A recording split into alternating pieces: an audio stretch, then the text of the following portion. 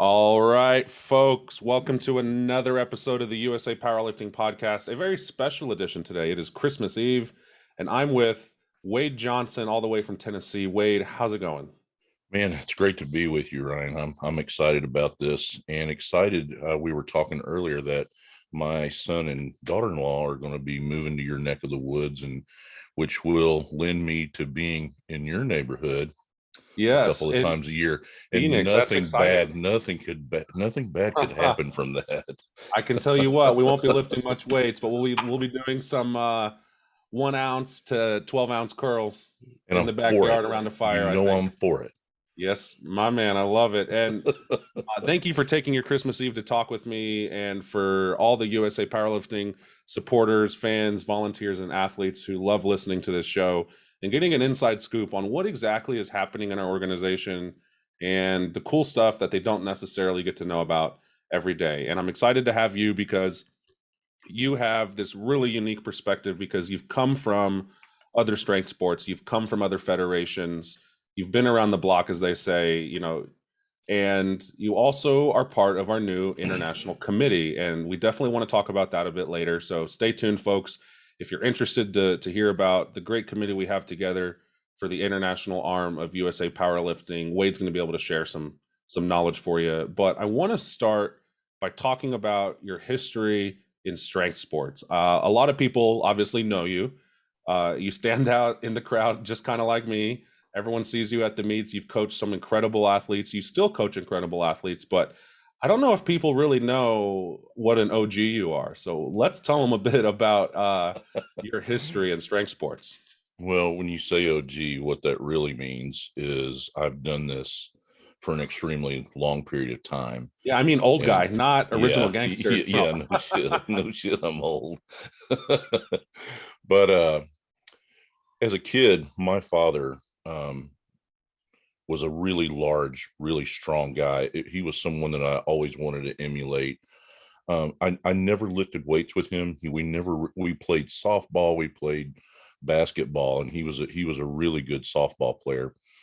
But he would do things. I grew up on a farm. We would work on things, and then my initial strength came from doing all the farm work that I did with him, carrying things. That's how I learned about farmer's walk and fingle finger.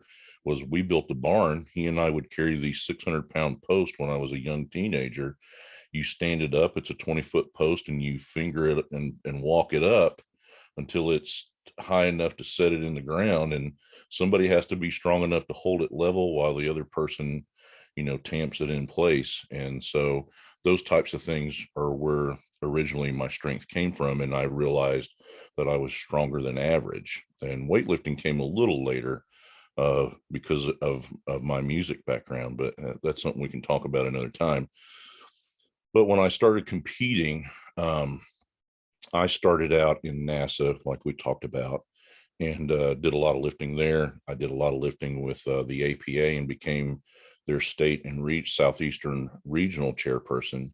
And along the way, I got involved in strongman and got involved in weightlifting, and I've competed in those sports as well.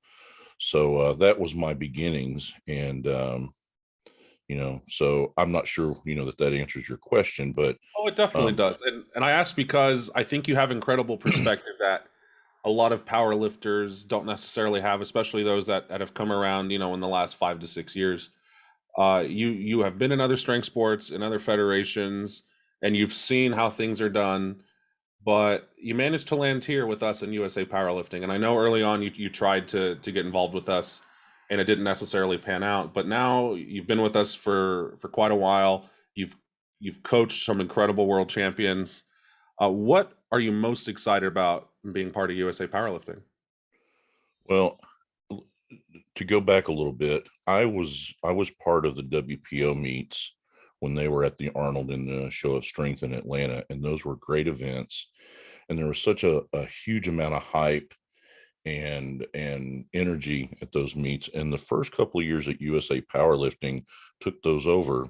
Um, it was a little bland, and that's a polite way of putting it. It wasn't that the meets were bad. It's just that you come on the tail end of these WPO events and they're super exciting and super energy, and then you don't have that energy, that same energy and same type of production. And this was back in probably 08 when we first started. I think so. Yeah. I couldn't tell you specifically, but what has changed in that time is the production value of these events. And so that energy is not only back, I think it surpasses it. And the spotlight is really on a broad spectrum of lifters, where, you know, in the WPO days, and this isn't an indictment, it's just a fact, you would have the token female lifter from time to time in the WPO event. And now you have everybody has a place to lift, you know, that at a high level at the Arnold. And you know, in nationals, you know, again, production is a very big and important thing for you and I because of our backgrounds. And just like at nationals, I in Lombard, you know, I took a video painting where there's 5 platforms, and behind each platform is a video wall, and there's a sound guy with a huge PA system and a lighting guy, you know. And this takes me back to my, you know, my touring days, where, you know, you would have a full-blown PA, you know, that you could play a 20,000 seat, you know, arena with. And so that type of energy is what excites me.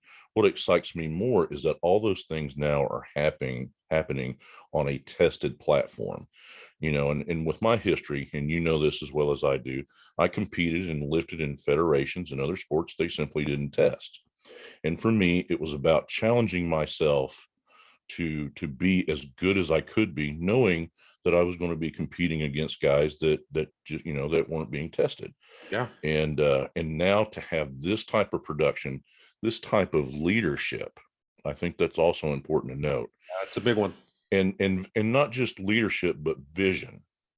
That is something that excites me, and something that I want to be part of. And they're interested in what I have to say. And that always, you know, that always lends to me being want to be more involved. It's like, hey, I really think I have something important to say. And sometimes in the past that's been shrugged off, you know. And obviously right now I asked to be in the middle of it, and here I am. And you are in the middle of it. I love that you said visionary. Visionary, it speaks to me, right? Because I myself am a visionary in my day-to-day as a marketing consultant and marketing leader.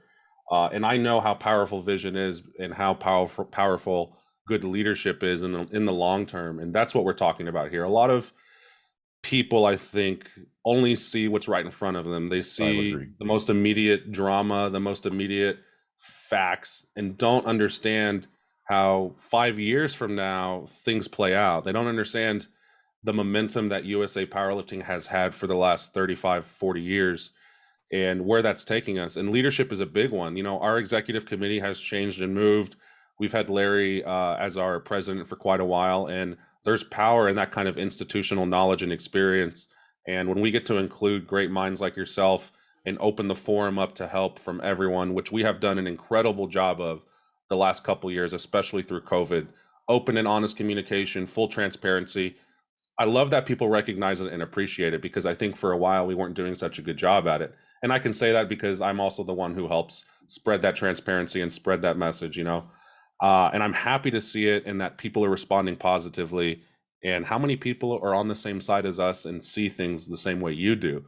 You talk about being in the fold now and having a voice. I think it might be a good time to talk about the international committee, which we've talked about in some releases on social media. You know, we put a call out for those who want to be a part of it. And you guys just had your very first international committee meeting. Is that right? That is correct. Basically what that meeting covered, there's a lot of things that right now are going to be really close to the vest, not because this is some top secret thing. I mean, it's clear, you know, by the name of the committee, what we're working towards. But a lot of this is about making sure that everybody that is involved, because there's a lot of moving parts. This is not a one-person situation. It's a committee there, and there's people that we're communicating with that are hitting up that committee, who then have to take it, you know, to the home office and the executive committee. And we have to make sure, one, that all that information is absolutely correct, and that everybody simultaneously has that correct information before it can be, before we can make any sort of announcement, which is where you're going to come in as well. And, so it's going to be a wheels initially turning slowly thing as we learn to navigate how we're going to communicate these things and asking questions. And it's on the website. You can see on the website, there's a job form for anybody that's interested in running an international meet. And that's the genesis of where this information is coming from, and reaching out to people. And right now we're trying to get a feel for, where the membership is, and there's representation across the board, from young lifters, all the way up through the highest of master lifters. And there's a lot of hoops and loops to kind of to navigate with legal stuff. There's drug testing and doping issues that we've got to make sure are in line. And then there's a standard. And I think that's the thing that can't be overlooked. It's easy to talk about the mechanics of whether their judges are certified, do they have equipment, and doping and stuff like that. But there's a standard. And that's the thing that we have to work towards, upholding to the absolute highest. There's going to be growing pains. And I said this on our podcast a couple of nights ago. It's not like I can fly to Phoenix in a few hours and do a site visit. We're talking about locations that are on the other side of the planet. And especially, we're still in the midst of this pandemic that creates some challenges as well, because not each country has the same policy. And, not to mention all the things that I mentioned previously, there's hoops to jump through. It's not just like, well, we're going to run the doping control. It's not that simple. And so we've got a lot of smart people, a lot smarter than me, that are involved. And these people are on board and want to work really hard to see that we offer the best product possible. And the best, this is something that I think is important. We're no longer running meets. We are running events that create an experience. And wow, as long as we continue, it's even it'll see. Now I go back far enough, and we were talking about this earlier. I used to run meets all the time. It's no big deal. I had a little headset wireless that I could actually run. Now we had monoliths. So I was the chairperson for the APA. I ran their world meet at Opry Lane Hotel in 2005, to tell you how far back I go running meets, to run the international meet, here in Nashville. And I would run the monolift along with the spotters and be announcing from my wireless headset. Well, there's no way in hell we would allow that now. And nor should we. And then there was no laptop. There was, hardwired lights and overhead projector. Not even that. We just had scoring on a piece of paper. It just didn't exist. And, every little cent that I had in the world was invested in that equipment. And so, now we ran, Jennifer Milliken and I co-directed a USA powerlifting meet here where we live in Mount Juliet, which is just outside of Nashville. I'm really close to the airport for anybody that's familiar. And we had 30 lifters. I had 5 TVs that had laptops, 2 PA systems, one for the main platform and one that ran into the warm-up area. Excuse me just a second. Different TVs for the warm-up area so they could see the order of the events and the ref lights, and a whole myriad of equipment, warm-up equipment. We ran it in a gym and I brought warm-up equipment. So it's one of those things that I think is important, that we keep expanding what we offer, because now we're, for that world meet, just to give you an example, I charged an $85 entry fee. For that fee, you got it was a cool t-shirt. You got a participation medal, and we gave trophies away from places 1 through 5. Now we're charging $100 to $125 a meet, and you get a medal. And sometimes people, give a t-shirt. Now the difference is the experience is exponentially higher. We ran a great meet at the time, But for basically our big day was about 80 lifters. It took us all day to run that event. We started the event at 9 o'clock for the powerlifting meet we just ran. By 2:30, not only were we done, but all the equipment was loaded and we were leaving. Amazing. That is a very different experience, and it's great for the lifters because when you go to an event, you want to see your friends, you want to see other lifters that you want to make new acquaintances, and you want to have a great meet at a great venue with great equipment and very consistent rules and enforcement of those rules, and see that they're being tested, so we know that this platform is legit. I think that being legit makes it a better experience. Absolutely. And so that's the and so those are the things that have changed so much. And I think that's what it really comes down to, is that when we run an event, we want people to have a great experience, not That's a great so meet, big. a great experience. I wanted to stop there and talk about it a bit more because I couldn't agree more. And it has clearly been an experience product for the last 5 years. And it has only improved because of the combined efforts of everyone, right? Tons of volunteers, the leadership, of course, to understand, because they themselves are lifters, what they like, what they want, and to apply that so that the lifters now have the most amazing experience. You talked about Lombard for nationals, and that is by far one of the best meets I've ever participated in. For both Open Nationals and Raw Nationals that year, they were incredible. And as someone who's been to about 10 IPF meets abroad, who has stayed in really awful hotels, who has eaten really bad food, who has not had a good platform abroad, I can tell you that it was such a nice refresher of what the sport could be and should be, and how USA Powerlifting is leading the way. Lifters who are listening, who are relatively new or maybe on the fence about joining USA Powerlifting, Wade talked about his local meet having 5 TVs and great warm-up equipment, and talked about how the time frame changed from how it used to be to how it is now. My very first meet was in 2009 in Austin, Texas. I showed up at 8 a.m. and I didn't get done until 11 p.m. There was no TVs. You had no idea who was next. There were overhead projectors. You kind of just had to pay attention. That's not to say it was a bad meet. That was just the way we did things back then. But now we do things differently. Your warm-up room is no longer loaded with ancient, old high school bench presses and squat stands with rusty weights and bent barbells.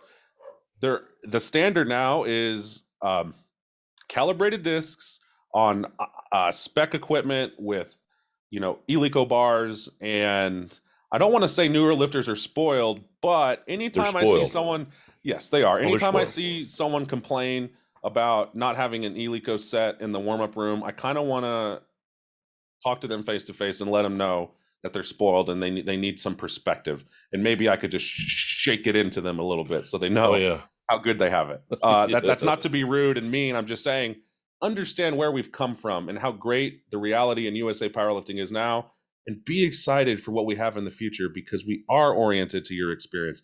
We are focused on giving you and your family a wonderful sports competition, and to give you a level of competition that means something and that you can compete for, like the Pro Series.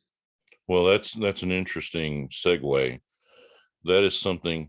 It's no secret, and I understand you're throwing me a beach ball here, to see if I can hit it with a bat. And the answer to that is yes. I have. Here's the thing. There's two. I say this a lot, and so I'm being repetitive. If you've heard me in other podcasts recently, in business, there's 2 directions to be successful. You can take something that someone is doing and do it better, or you can do it well and do it differently. And considering the circumstances where a lot of people, I think, are seeing this split with the IPF as a negative, I see it as a positive and a very unique opportunity in time where, given the boundaries that we were under, and I think that's a polite way of putting it, we wouldn't have been able to do it. And now that we're not under the confines of those rules, whether anyone liked them or not, it allows us to not only do something that is being done in a manner that is better, we can do some things differently. Oh yeah. The pro concept is going to be yet another carrot, if you will, of things for people to strive for. And the fact that, which is unheard of, you have some sports that offer, you know, an avenue of pro for masters, but they're few and far between. And certainly in the world of strength, it's just unheard of. All the way up, through the Ep4s, there's a pro, and they're including equipped and raw. And so it gives you something to shoot for, and how that will be used in the international aspect, that remains to be seen. It is certainly being discussed. That much I can assure you about, and how we work those out. But the idea also is, how can we be more inclusive? Now, inclusive is kind of a dangerous term in our world, but you have to meet the criteria. I mean, that's really what it comes down to. Yep. And so it will be something that is going to be done differently. One of the things, when we had Josh Rohr on Powerlifting Mastered, and here's where leadership and vision, as we've been talking about, really comes into play.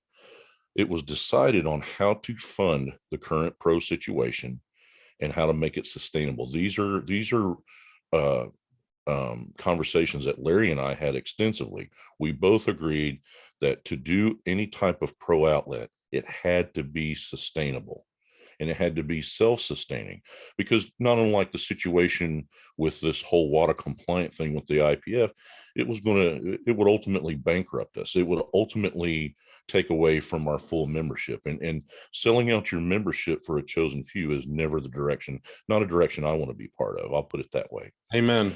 And so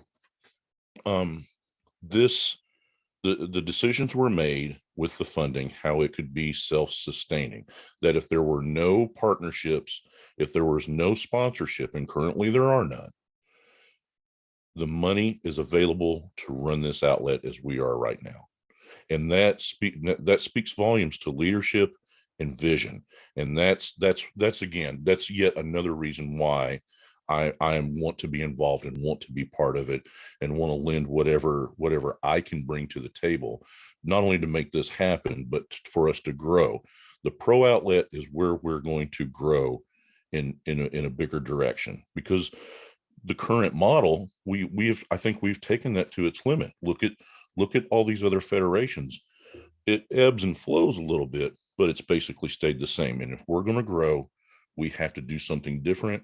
We have to do something more, and we have to do it all better. Absolutely. And I imagine you saw part of the live stream or highlights from the Virginia Pro, our first Pro Series meet. And Right. Oh my goodness, was I impressed. I had low expectations, not because it's a bad thing, but because I've seen some incredible meets, and I thought, oh, it's another meet. The stream was incredible, the platform, the crowd, I mean, and the performances of the athletes. My goodness, there is no doubt in my mind USA Powerlifting has the strongest and most exciting powerlifters in the world here. Well, I think that goes without, I mean, I always go back to this. The first IPF Worlds that I coached at was in Belarus, and LS McLean was lifting, and I don't, because he's not a super heavyweight, I don't know I don't know what his weight class is. And that's again, that's not an indictment on LS. He's just smaller than a super. Yeah. I don't know what We have letters in our weight class, so that's all we really know. I got you, bro. But this guy that year placed third at nationals, placed third, and whoever was first and second couldn't be at the meet, so LS got to go, and he wins gold. Now, so what does that tell you about the talent pool? It tells you that it's here in the United States. You're exactly right. And we covered this on Powerlifting Mastered a couple of nights ago, talking about equipped lifting, that the Americans aren't quite as dominant, but they're fairly dominant. And when I was in Pontchartrain, a majority of the lifters was the American team across the board. If the Masters team is not at that meet, it's smaller than a lot of local meets we have. Yeah. And that's just the truth. Yep. And so there's a lot to be said for that. And then when you see meet directors like Saber, I mean, and this guy shares he's not trying to be exclusive with his knowledge. He's posting stuff going, look, here's my email address. If you have questions, shoot me an email, because he's not unlike everybody else that's involved, we want to see the production values continue to go up. And the higher that those values go up, then the product continues to improve and get better. And that's what we're all after. Heck yeah. I think it's a good time to talk about some coaching. There's a lot of powerlifting coaches out there, and I know there's quite a few listening, or those who dream of being a powerlifting coach who love the idea of helping others, lifting others up. Coaching is super important in life, not just in sport. You have been a coach for a very long time, and I'm curious, what are some of your proudest moments as a coach here in USA Powerlifting?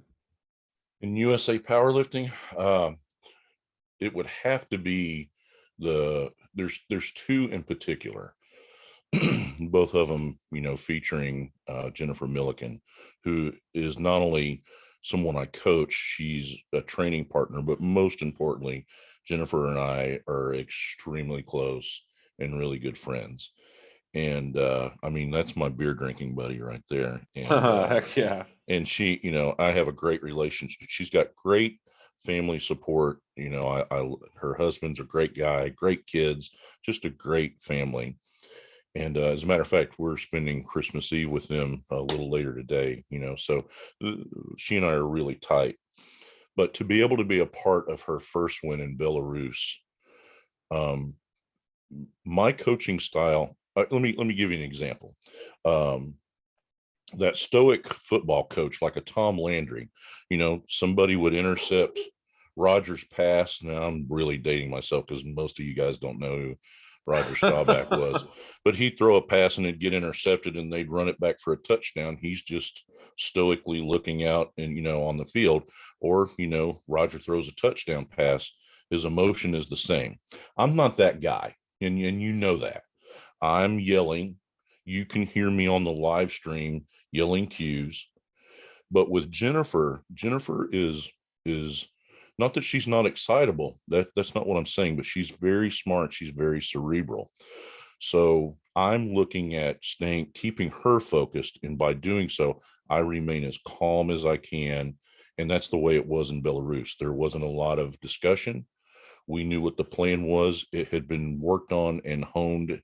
And to see that, the highlight, to see it come to fruition, because all that everybody sees is the result. They see the meet and you see Jennifer win, and that's all you see. You don't see all the obstacles and the challenges, and there's a huge story behind just getting to Belarus. And to have that moment, and Jennifer's pretty close to the vest emotionally. She shouldn't get too excited in one direction or the other. And for her in that moment, as a coach, once she won and she's back in the back and getting high fives and hugs, I kind of walked away. I wanted her to have her moment and really enjoy it. And Susie Gary caught the moment between Jennifer and I. She said, "Hey, Jennifer needs you." Jennifer comes to me, puts her head in my chest, and starts crying. Of course, I'm at that point in my life where I can't even watch a Christmas commercial, that pulls on the Of course. heartstrings, where I got to run to the bathroom and cry. And I mean, of course, that destroyed me, because she had finally let her guard down and let the moment take her. And what a special time for her and for me, because I got to be there with her. And then the second one is when we were in Calgary. Again, a lot of obstacles overcome to get there, and she did not have a great day, but it was a great coaching day where she learned, sometimes you're not having your best day, but on a day that she wasn't at her best, she was still the best. And at the Amazing. end of the day, nobody's looking at her total. At the end of the day, she won her second IPF World Championship. Absolutely. And that is, and for me, that's one of my favorites, to overcome all the things that were going wrong in the meet, and keeping your composure, handling the situation with a modicum of grace, and staying disciplined, even though she was extremely disappointed. At the end of the day, you can't argue with a gold medal. It's for real, and no one ever can take that away from you. So in the USAPL, USA Powerlifting, that to me as a coach, those two are the big highlights. Thank you for sharing that. Some really great stories with Jen Milliken and you. And of course, when you talked about, an emotional moment with her and how, you cried, I'm a crier too. And I remember when I was younger and I first met Larry, he always said the biggest crybabies in powerlifting are super Oh, heavyweight men. it's the We're all the no, let's same. speak. Let's speak to that. Let's speak. I remember. Yeah. I think it was in Lombard. I think you were a technical officer. I think for one of the platforms, and I Yeah, I was was. coaching someone, and you came up behind me and go, "You literally are the only guy here that I have to step to the side so I can see around him." And there's something to that. I've been at meets. There's a fraternity with big people. And I'm not Absolutely. talking about the guy that's 6 feet tall, 200 pounds. That's not a big guy. That's average. I'm talking about guys that Whoa, are you're going six to make feet. some people upset I saying don't that. care. You know I what? love I don't care. it. You can be as pissed off as you want to be. 6 feet tall, 200 pounds, was big when I was in high school. That was a long damn time ago. A long time ago. Hell Most of yeah. you guys listening weren't even born, so I don't want to hear shit from anybody. You're little. You're still little. I'm with you, bro. Yes. So when you're over 6 feet tall and over 300 pounds, the world is a different place for you. Absolutely. There Yes. is not a lot of things in the world that are made for you that you can't fit in a car, and they go, well, get a big one. Look, I've got a big car and I still struggle to get in that damn thing. Try to buy clothes, buy a suit. So, I wear a 62 jacket. Yours is probably bigger than mine, No, it's not. I but actually wear a 56 long. Holler there's at your no boy. way in hell I could I get into a swear. 56. 56 long. Oh, man. But but when you put that on, it's made for a guy that weighs 500 pounds. That's right. The curse of So, being big and tall. or I have to get shirts, just as an example. My wingspan, or whatever they call that, is 35, 36. I have to get a 37, 38 because if I wear a 35, 36, because of my traps, it pulls the sleeves up, and I can't button the I'm sleeve. not going to lie. That's an awesome problem to have because your traps are so big. There's people listening that wish they had that problem, Wade. Wish their Well, traps were that jacked. so but there's a lot of things that regular sized people take for granted that that's a conversation for private, because of, nobody wants. of But course. I mean, And it's just, and just eating, it's, but big people are a fraternity, and it's that way in all sports. When you see those big guys, it's like family. When I was in South Africa, I'll never forget, Valentin Petru was one of the guys. He was the silver medalist, because I won, Ryan. oh, I won heck that meet. yeah. Little plug. And Toot that horn. so I remember I asked Robert Crawford, who was weighing us in. I said, so how did I do? He goes, well, you're the heaviest one we got. And Valentin goes, big boy. And that's what the guys called all the guys. There was like 5 or 6 of us. They never called me Wade. They just called me big boy, and that's from other guys that are in the super heavyweights. So anyway, I know that that's an aside and we got off track there, That's fine. but People like to hear it. And everyone, there's lots of big guys listening, and powerlifting is a sport of big people. So, I say this all the time when they talk about, pound for pound, just so we're clear on how reality really works. When people go to the circus, Ryan, they don't go to see the monkeys. They go to see the elephants. heck yeah. So, Say it that's twice called for the people in the back. that's wisdom, my friend. That is Yes. wisdom. It is never about the monkeys. No, they're cool. They're really cool. But the elephants, that's the show, my friend. That's why people come. We need to print that, put it on a t-shirt and sell it, because that's what I've been hearing from the elder statesmen in powerlifting my whole life as a big guy. And hearing you say it just fills me with pride. Yes, they come to see the elephants, folks, and don't forget it. All right, let's get back on track. Let's talk about briefly, because we are running out of time here. What are the ramifications of IOC recognition and WADA testing? That's a really big thing that a lot of people don't understand. And I just want to hit something high level real quick for those listening that are maybe on the fence of, hey, am I lifting with USA Powerlifting? Am I not? Am I going to be in the Olympics? I don't think you understand what being in the Olympics means. IOC recognition, the moment that happens, we lose all control of our sport. If USA Powerlifting were to be recognized by the USOC, overnight we lose our leadership. We get people installed in our organization to help run it. We may have one seat. I don't know the specifics. IOC recognition is not all it's cut out to be, and that's evident anytime you look at the news. You look at IOC, you talk about corruption, and I don't want to go too far down that path and talk about those things necessarily, Wade. But can you explain to us briefly what that other side of the coin looks like and why it may not be the best for the experience of the powerlifter? Well, first, I apologize for my dogs in the background. I'm sure I'm getting a delivery, so I apologize for that. But well, I mean, let's look at the problem that we were having as an example. If we became WADA compliant, we lost control of our doping. We're not testing at the local level, which I think is a huge mistake. Yep, and it's part of our ethos, so we'll never sacrifice. I mean, the whole mission statement is to provide a drug-free platform. How do we do that if we're not testing at the local level, the grassroots, the local level, and the majority of our membership are those people? And if we're not drug testing that, how do we maintain our mission statement? We simply can't. We'd have to change that. Then, just like you said, we lose control. This is just being WADA compliant, let alone IOC and USOC, that sort of situation. Then it's the financial responsibility and feasibility. You want me to sell out 97 to 99% of my membership, so 1% is WADA compliant, and that's only for the open lifter, to the point they would make us financially insolvent within a couple of years. There's no way I can get behind that. We have no control who's getting tested. We don't get to choose. We don't even know who they're testing. Without that control, we can't provide a drug-free platform. And if we're not testing at the local level, let's take it a step further. Right now, they're trying to say in 2028 there is no Olympic weightlifting. Now think about that. Think about the gravity of that. So they're WADA compliant, are they not?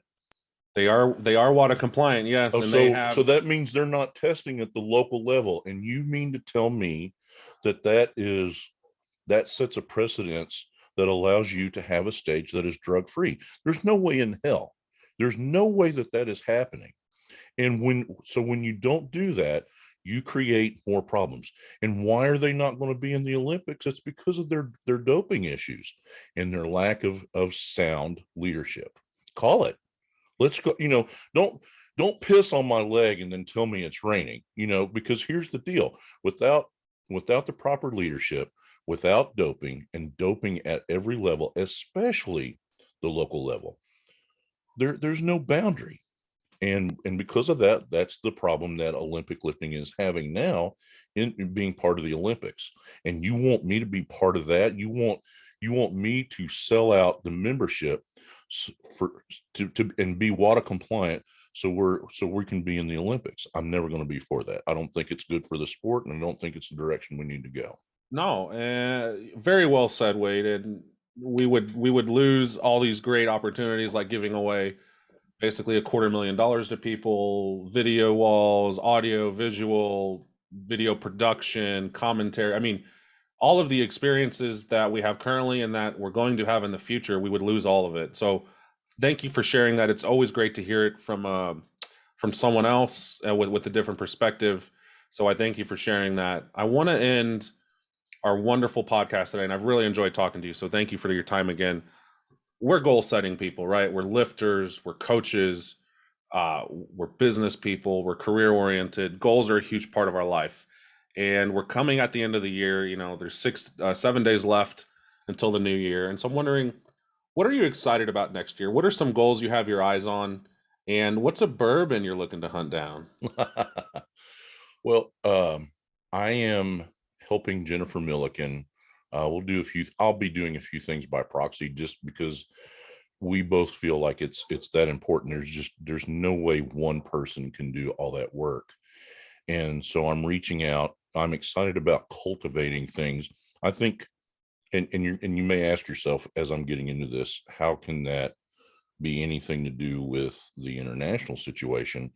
Well, the stronger our situation is at home, and let's be clear, home base has to be not only in order, we have to continue to cultivate it. There's a season to sow and a season to reap. And right now we're in the infancy stage of some new things. And so it's our season to sow. So I'm really excited because it's going to allow us to involve a lot more people, whether it be more lifters, more meet directors, and those types of things under the standard, that we have set. And so that means more high quality events. That excites me. We're running more meets locally. That excites me. Um, I'm eager to see now with this pro situation what the Arnold, the Arnold is always a great meet. There's Yeah. always a lot of energy. Now we've got this pro concept, and you're going to see a slew of new lifters get involved. That means the competition is only going to be stronger. And to me, don't forget, not only am I a coach and I'm doing all these things, but I'm still a lifter. I won my last world meet was in 2019. I'm still a lifter. I'm still an athlete. And the bigger thing is I'm a fan. I mean, I love watching. I watch reruns of the World's Strongest Man and the Strongman League, and I watch the World Championships. I watch Lasha, snatch 225 kilos, which is about the most insane thing I've ever seen in my life. Incredible. 4 reds, just out of this world bonkers. So those are the things that excite me. Seeing new lifters come in. The thing that I'm really excited about too is where you see people. We've had this big run of raw lifting, and I think that's always going to continue. I don't foresee it being a thing where Equip comes back and takes back over, but I think you're going to see people that are curious about it. It's happening here in the gym. We have somebody that has competed raw, but won nationals equipped in a shirt, and now is going to the pro aspect at the Arnold. That's, to me, is very exciting. I think the more we expand the pool of lifters, however we do it, under the way we do things and the standard we do them, I think that's very exciting. And so that means, we're gone back to the traditional weight classes. That excites me, because then it's about powerlifting. It's not powerlifting first, not the Olympics. We're not going to the Olympics. So I'm excited that we're not going to the Olympics. Let me say it that way.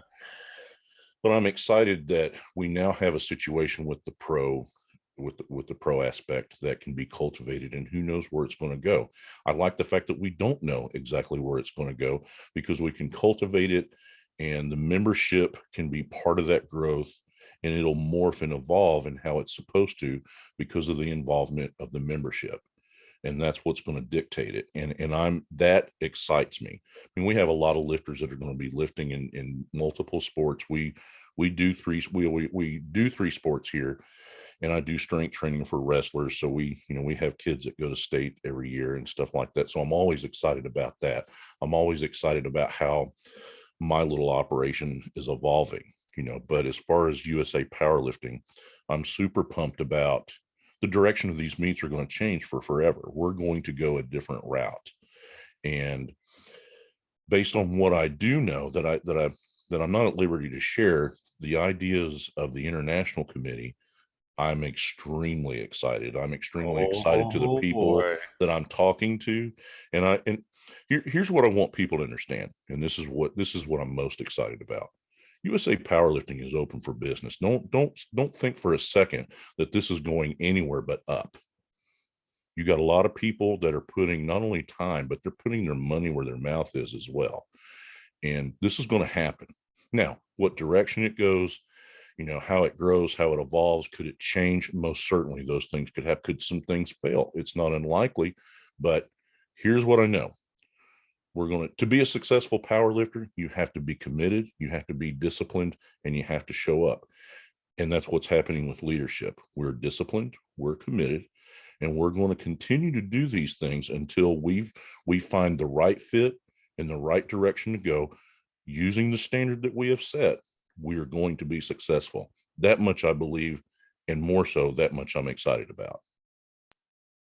Bravo. I have nothing else to add. I hope you all listen closely to Wade's great speech there. You got me full of warm fuzzies and excitement for the vision. I'm glad you shared that with everyone so you can fill them with positive energy going into 2022. Wade, thank you again for spending your Christmas Eve with me and all the listeners here. I know that they appreciate it and got a lot of good information and some good insights. Again, thank you. And thank you everyone for listening. We wish you a happy holidays and a happy new year, and we will see you on the platform. Merry Christmas, everybody. Thank you, Merry Ryan. Christmas. Bye-bye.